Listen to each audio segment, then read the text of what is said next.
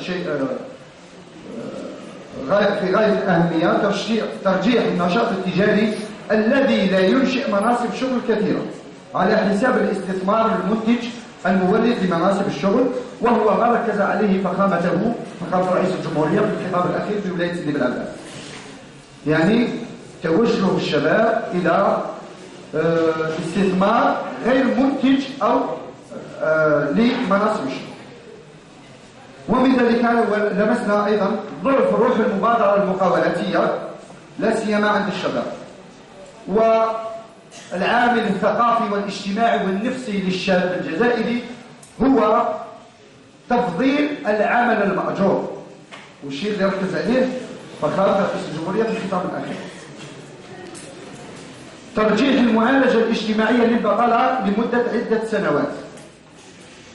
شيء آخر ضعف التنسيق ما بين القطاعات، ما كانش كورديناسيون بين، ولو أننا